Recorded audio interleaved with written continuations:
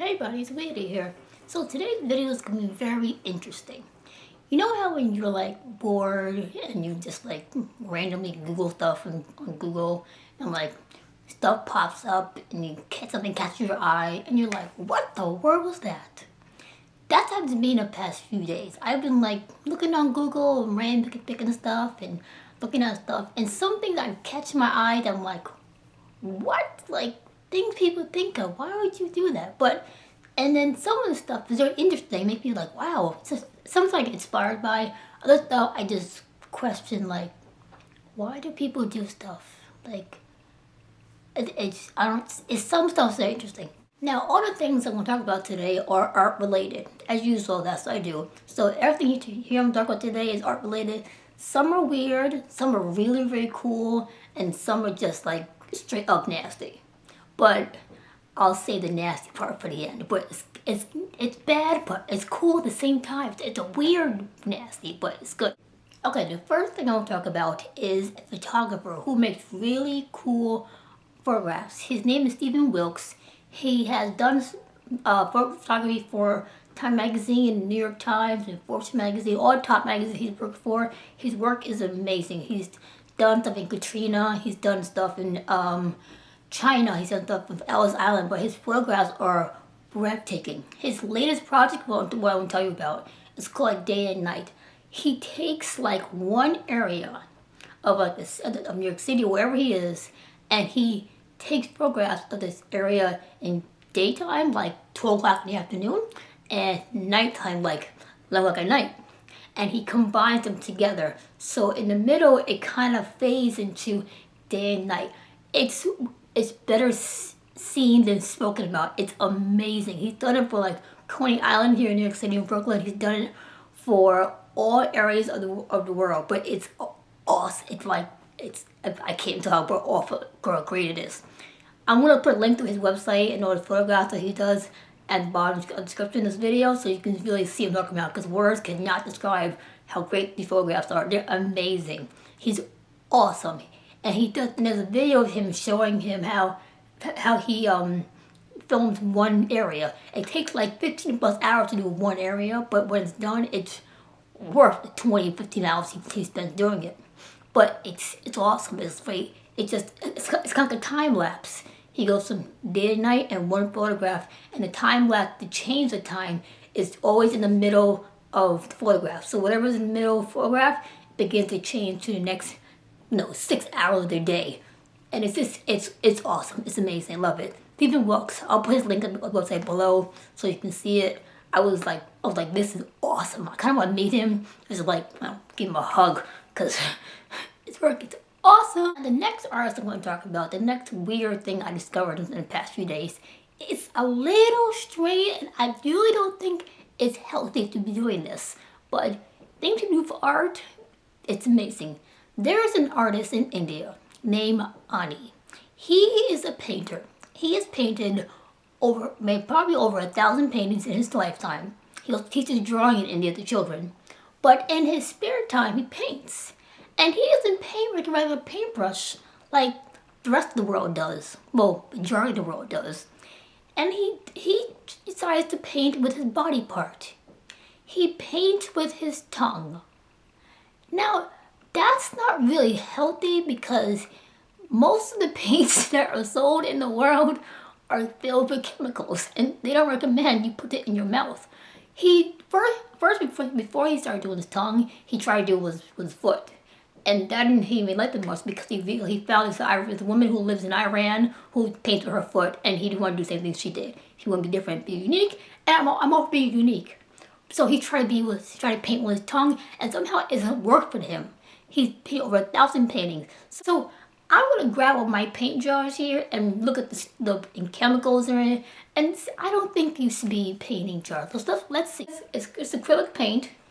It says it's non-toxic, but the ingredients are here. Are there ingredients on here? Let's see. Where's the ingredients? Ingredients. Okay, there's no ingredients on here.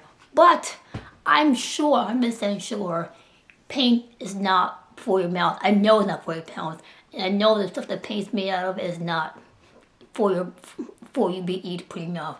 And I understand we do things for art. It's wonderful. putting paint in your mouth is not good. And he's had some side effects from doing this. Like, he's gained severe headaches and dizziness from having paint and because the chemicals have gotten to his brain and give him this problem. But the thing is, his paintings are great. They were made. I just would say use a paintbrush, because he may not.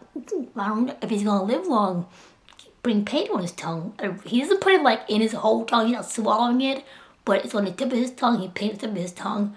But that's just dangerous to me. I wouldn't do that. It's like, I'm curious about stuff, and I like to do different stuff and try stuff. Like, I'll try stuff once and that's it.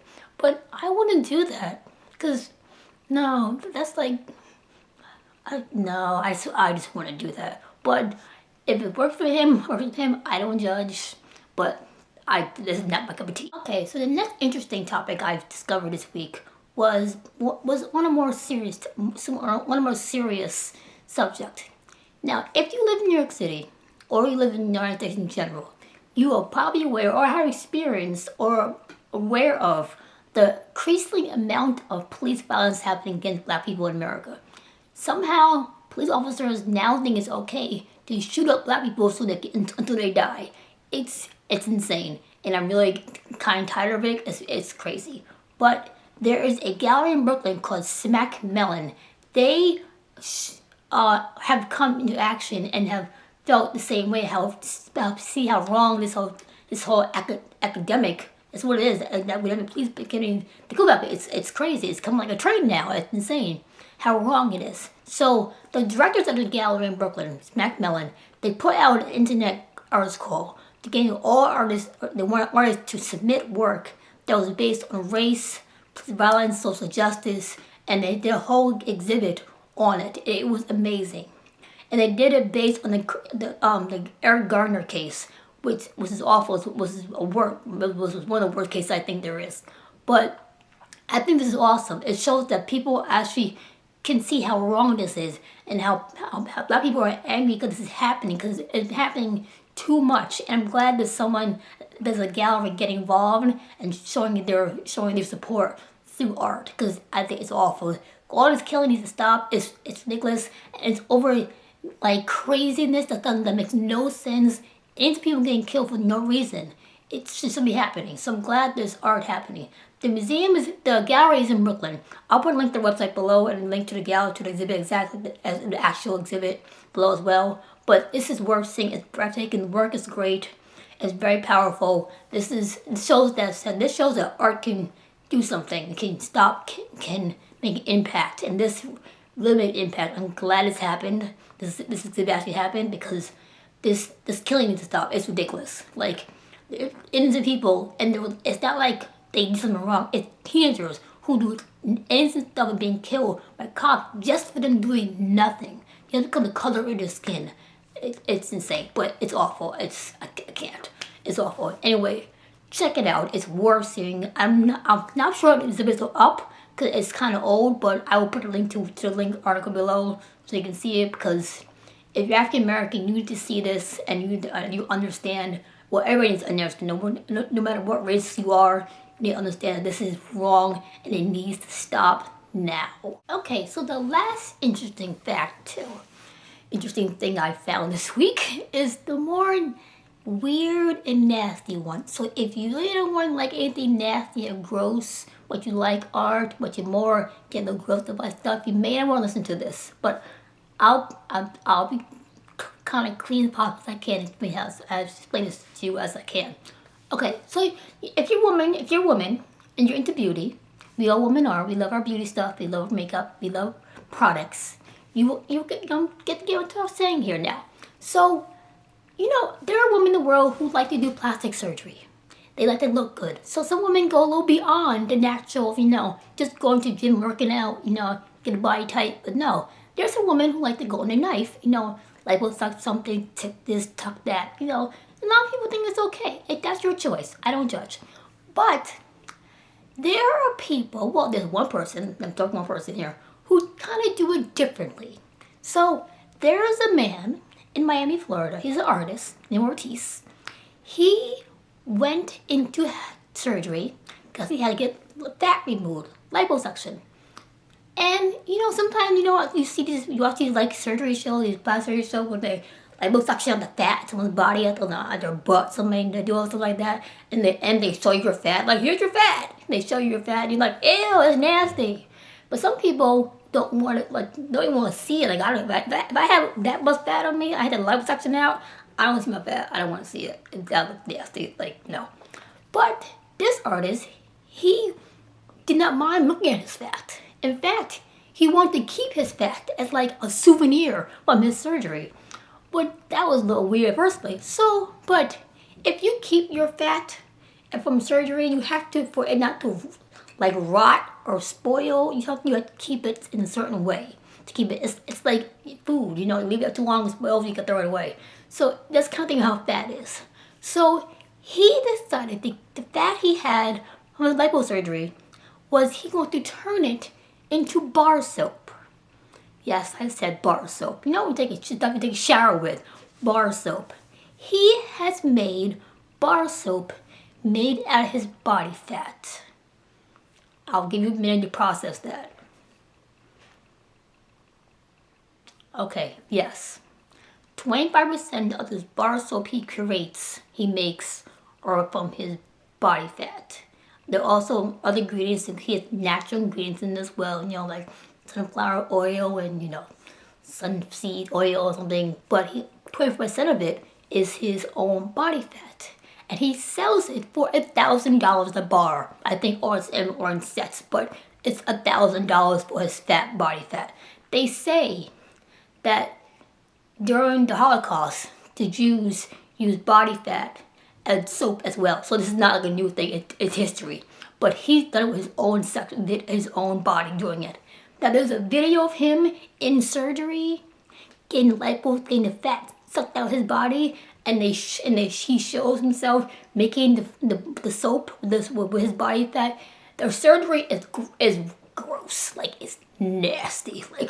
Like first time I first saw it, I almost like threw up, like for real. Like I'm all for experimental art, but this is beyond. This is beyond. But to him, it's wonderful. It's I would never do that. Like if I had liposuction like I said before, I won't see my fat. I'm not gonna bottle up and sell it for $1,000 or freeze it or whatever.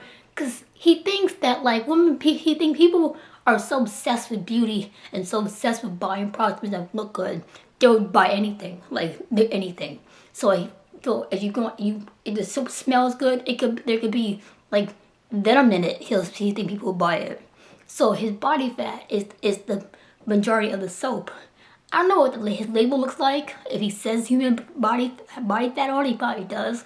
But body fat soap for $1,000.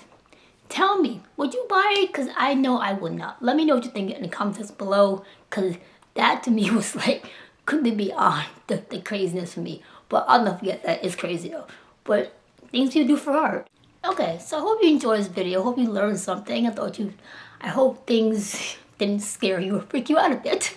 But it just shows that people do crazy things and amazing things with art and all types of art. And it shows in all types of ways and all over the world. I appreciate that I found these stuff I can share with you because I think people need to know about this stuff. Because stuff like this I will always remember, and stuff. It's good to have these stories like this where you can tell people and like shock them, because I love doing. But it's awesome. So I'm glad I was able to share it with you. I hope you enjoyed it. I hope I didn't freak you out or anything or any way, especially with the soap. But hope you enjoyed it, and I'll see you next time.